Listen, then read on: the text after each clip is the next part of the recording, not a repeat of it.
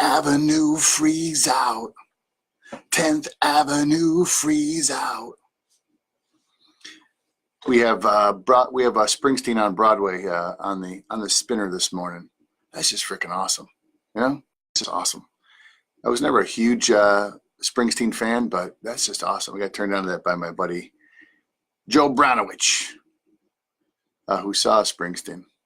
He was like in the second row. Took his wife for their anniversary. So it was just awesome. The crazy thing about that whole thing is the music is good, but it's what happens in between the music is what you pay for, which is his stories and his insights and what he does. You know, that's the crazy part. And that brings me to what we miss. So last night, I'm submitting an article to a Japanese journal called Breast Cancer. Yeah, what article to a breast cancer journal? Yeah, I think it's going to be kind of phenomenal, to tell you the truth. And I was turned down by another journal a short time ago for one of any 8 billion reasons.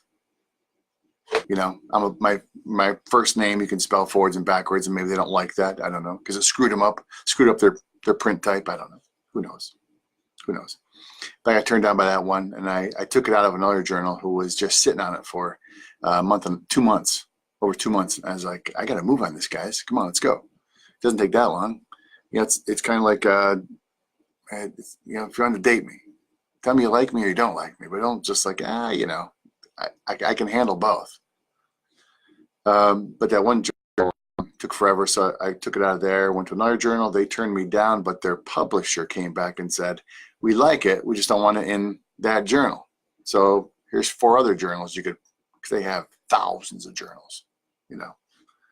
So I was doing that last night, because whenever you publish in a journal, there's always stuff that you have to update, rewrite, and stuff like that. So that's what I was doing last night. But while I'm doing it, in the background is voice or something like that. Hi, McKellen. Is the voice. On the voice, the lady is singing a song by Florence and the Machine. And a song called Hunger by Florence and the Machine. And what we miss, kind of the same stuff, and we turn on the same radio stations and the same XM and same Sirius, and we listen to the same stuff all the time, and we miss just an absolutely ton of incredible music. There's incredible music all over the world. It may not be in English, but maybe it's in Spanish or Japanese, but we miss just a ton of stuff because we listen to that much of music. It's like, oh man, some of the stuff is just breathtakingly beautiful or moving. And we miss it all because maybe it's because we don't want to go listen to it there. Because maybe it's in a different section, or maybe it's a spiritual song. And well, I don't listen to spiritual music, you know, because I don't, whatever, you know. But we miss a whole bunch of stuff. Number 2 for you today is a book that you should have is How Not to Die. That sounds like a rather ominous book, doesn't it? How Not to Die. But I'm going to give it to you. I'm going to give you the link for this. And the link is kind of neat. It's by a guy named Dr. Michael Greger. And Greger wrote a book called How Not to Die. And he takes the research. That's not correct. He takes what the research says about what to eat. And it's pretty great. He's got a podcast. I listen to podcasts often. Boom, right there for you. Nutritionfacts.org is his podcast. That's his website.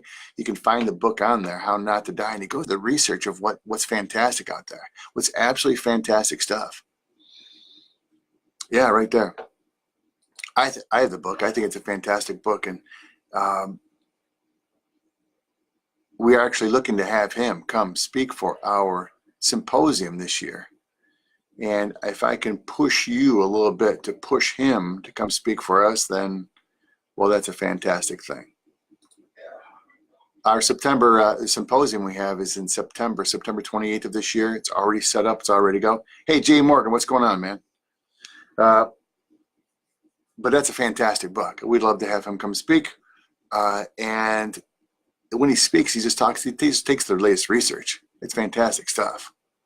He just takes the latest research and shows you what the research shows about eating correctly. which is the bizarre thing because you think there wouldn't be any really new research out. But when some of the crazy stuff is he takes the research the stuff you look at and the crap research is out there. And that's the scary part, the crap research that's out there. And I mean crap by look at the one he talks about on dairy and cheese. Whoa, bad stuff. It's bad because it's all the stuff that says you should be eating dairy and more cheese especially is done by the Dairy and Cheese Council. And all the stuff that says you shouldn't is done by, third parties. And it's nuts. Just crazy stuff. Crazy stuff. So take a look at that book. I think it's a fantastic book. It's one of those things you can reference on a regular basis. And look at his podcast, because his podcast is really up to date, because he does it, but the book came out a year or two. But the podcast is very up to date. And here's something that's crazy for you. We are in March, and it's still recommended that you get the flu vaccine. And again, if you want to get every vaccine, get every vaccine. If you don't want to get any, don't get any. But be empowered and educated as to why you don't want to. This is from Mercola.com. Let me get the link here for you. And it looks at, has it been really effective? Has the flu vaccine been really effective this year? And if you're on this before, you saw that from the Center for Disease Control, who are the big grand poobahs of healthcare for us, who tell us what's out there and what we should be doing. And on their website, if you look over the last 16 or 18 years, they say that the flu vaccine has been about 40% effective. That's it, 40% effective. And you look at this study, not the study, but this article by Mercola. Among adults over 50, the vaccine had a mere 24% effectiveness against all influenza types, an abysmal 8% against influenza A, which was by far the most common type, 8%.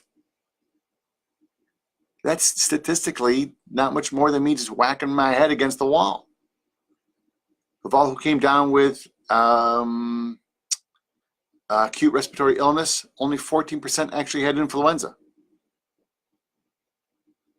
That's a crazy number. Of all who came down with acute respiratory illnesses, which is what is going to put you in the hospital, only 14% had the flu. In the vast majority of cases, 86%, the respiratory illness was caused by something other than the flu virus. There are more than 200 viruses that cause influenza-like illnesses, 200 other kinds with identical symptoms as the flu, such as fever, headache, aches, pains, coughing, and runny nose. And the flu vaccine does not prevent these illnesses at all.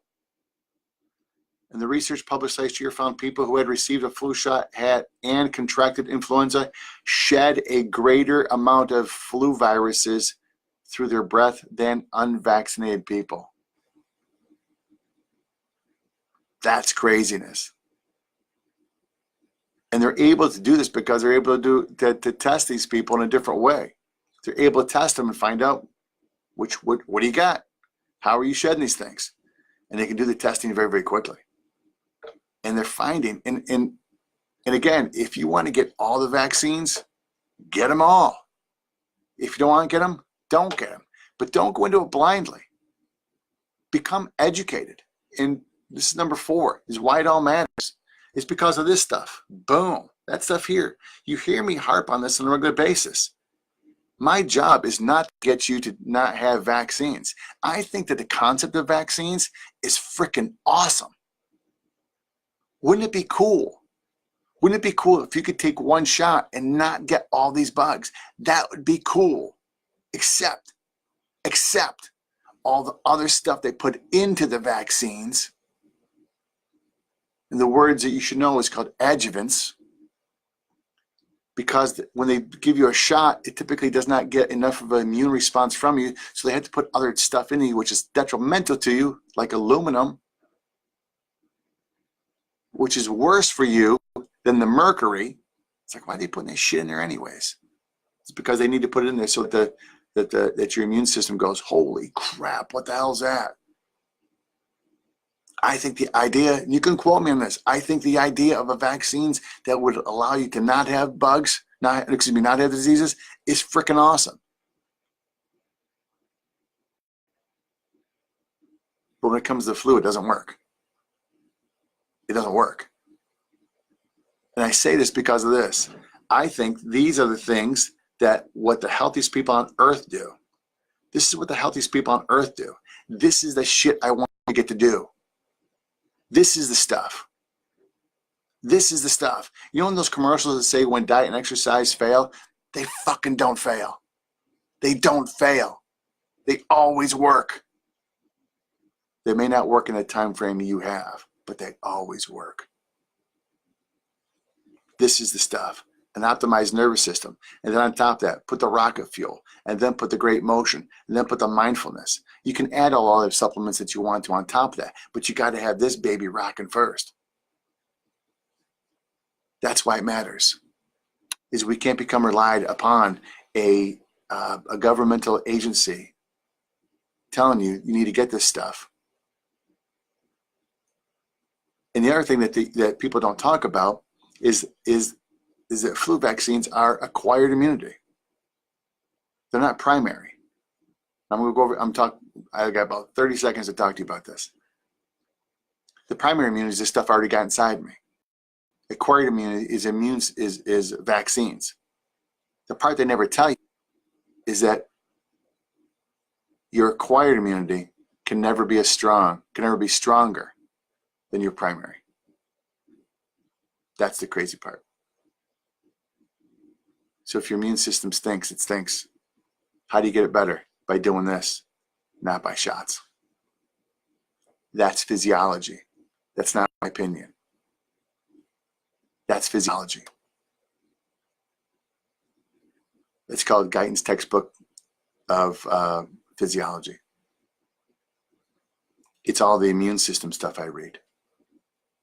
It's all the stuff I read about the nervous system all the time. Hey, Roberto. Vecchione. And that's the crazy part, is that you can't pump out an immune system that's weak by giving it more and more vaccines. It's not my opinion. Guyton's textbook of medical physiology says that.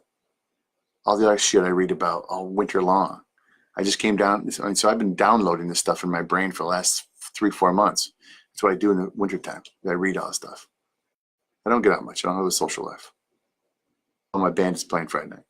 Hi, Terry Summerall Woodford.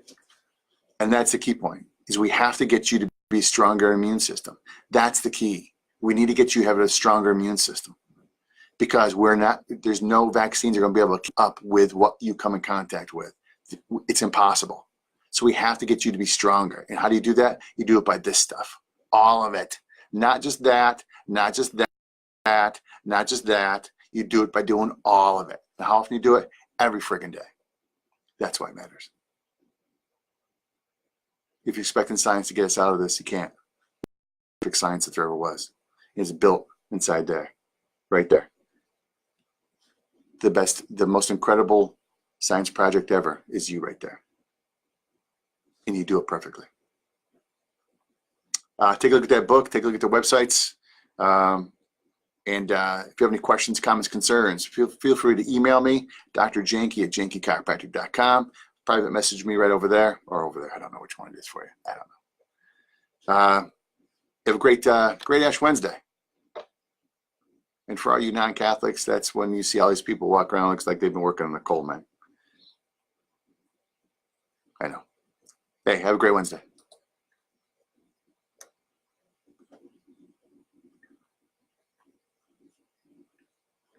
Moose Cup.